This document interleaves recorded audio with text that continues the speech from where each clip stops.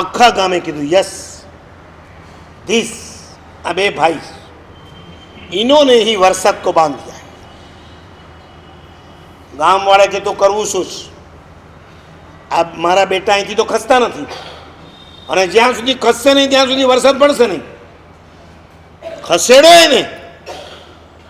અને આખા ગામે નક્કી કર્યું કે આવતીકાલે સવારે આ જગ્યા પર આખા ગામે ભેગા થવાનું, જેની પાસે જે શસ્ત્ર હોય લઈને આવવાનું, લાકડી, ધારિયા, ધોકા, વેલણ, કાંઈ ન મળે ચપ્પલ, એ ન મળે તો પથરા મોટા મોટા લઈને આવતીકાલે આપણે આ બે મહાત્માઓને અહીંથી રવાના કરીશું. ધર્મ ન પામ્યા હોય એ માણસની મનસ્થિતિ જુઓ, બુદ્ધિ વગરની વિચારધારા શું નુકસાન કરે છે.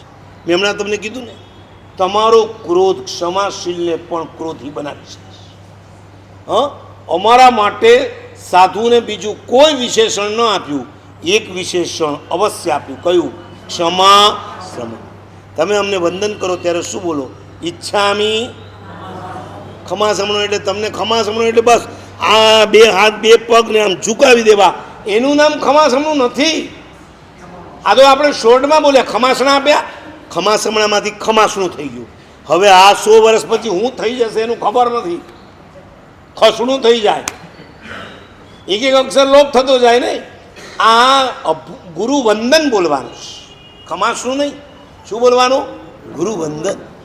ખમાસમણો તો એ સંબોધન શબ્દ છે. ઈચ્છામી હું ઈચ્છું છું, ખમાસમણો હે ક્ષમા શ્રમણ, વંદિયુમ તમને વંદન કરવા માટે જાવણી જ જાય. નિશિયાય મથયેણ, તમે હા પાડો તો નિશી કહીને અંદર પ્રવેશ, અવગ્રહમાં જરાક આગળ આવવાનું અને પછી બે હાથ જોડવાના, મસ્તક બે પગ એ ત્રણે ધરતીને અડાડો ત્યારે શું બોલવાનું? મથયેણ. શુદ્ધ વંદનાને કહેવાય છે. ક્ષમા શ્રમણ, ક્ષમા પ્રધાન શ્રમણ કહેવાય. એને પણ હચમચાવી દેવાની તાકાત તમારા ક્રોધમાં છે. આખું ગામ બીજા દિવસે સવારે ભેગું થઈ ગયું. નદીની પેલે પાર મહાત્મા છે, નદીની આ પાર આખું ગામ છે. ગામવાળા પોતાના માલિકનો ઈશારો થાય એટલી વાર રાહ જોઈ રહ્યા છે. બધા જુએ છે, એકદમ શાંત, કૌશક ધ્યાનમાં છે. જરાય ચહેરા ઉપર ક્રોધની રેખા પણ નથી. સામે કોણ છે એ ખબર નથી. પોતાના આત્મ ધ્યાનની અંદર લીન છે. અઢી મહિનાના ઉપવાસ થઈ ગયા પછી પણ શરીરમાં કોઈ જાતનો ફરક નથી. એટલા મસ્તીથી આરાધનાની અંદર વ્યસ્ત. અને એ મહાત્માને મારવા માટે ધારિયા, છરા, લાકડીઓ, ધોકા, વેલણ જે હોય તે લઈને, કાંઈ નહીં તો આદેશ આપ્યો, ન મળે તો છેલ્લે નીચેના પથરા લઈ લેજો. અને માલિકે ગામના મુખીએ ઓર્ડર કર્યો, રેડી 1 2 3, ફટાફટ ધારિયા, છરા, ચાકુ, લાકડીઓ, વેલણો મહાત્મા ઉપર આવવા માંડ્યા. કોકના નિશાન ચૂકાઈ જાય, કોકના એમના પર જાય, પથરા પર પથરા આવવા માંડ્યા. પહેલી 2-5 મિનિટ તો એમને કોઈ અસર જ નહીં. કારણ એ શરીરમાંથી નીકળીને એમનું મન ક્યાં ચાલ્યું ગયું હતું? આત્મ પ્રદેશોની અંદર મનને એવું સ્થિર કરી દીધું કે આ શરીરને કોઈ કાપે ને તો પણ અસર. ઉપરા છાપરી પડવા જ માંડ્યા. અને એમાંથી એક ભાઈએ આત્મ પ્રદેશોમાંથી પોતાનું મન બહાર આવ્યું એટલે એને શરીરને અસર થવા. સમજાય? મહાપુરુષોને જ્યારે પણ પ્રાણાંત કષ્ટો આવ્યા કે નથી આવ્યા? શું થયું? ખંદક ઋષિની ચામડી ઉતરી, ગજ સુકુમાલના માથા ઉપર અંગારાની પાઘડી, અને ઓલા મેતારીય ઋષિ એને શું કર્યું હતું?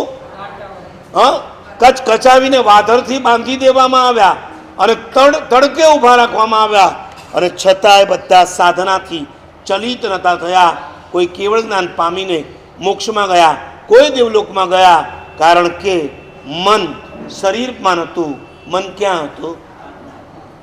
તમે જોજો, ક્યારેક તમને વાગે ત્યારે તમારું ધ્યાન જો ત્યાં નહીં હોય, બીજે હશે ને તો પહેલી 2-3 મિનિટ તમને ખબર નહીં પડે, પણ ત્યાંથી મન હટી જશે અને પછી જ્યારે પીડા થશે ને ત્યારે અહેસાસ થશે, અરે આ ક્યારે વાગ્યું, શું વાગ્યું? જ્યારે જોવા તો દે લોહી નીકળતું હશે, તમને ખબર નહીં હોય, કારણ કે મન જ્યાં હશે ત્યાં પીડા થશે. એટલે મનને ધ્યાનમાં લઈ જવાનું છે, શુભ ધ્યાનમાં. આ બેમાંથી એક મહાત્માનું મન ખસી ગયું. ખસી ગયેલા મને આંખ ખોલી, આ બધા કોણ છે, શું કરી રહ્યા છે, આપણને કેમ મારી રહ્યા છે? મોટા ભાઈને નાનો ભાઈ હચમચાવે છે. ધ્યાનમાંથી બહાર કાઢવા હોય ત્યારે એની પ્રક્રિયા છે, અંગૂઠો દબાવવાનો છે. અંગૂઠો દબાવે ને એટલે ધ્યાનમાંથી એ પાછા બહાર આવે.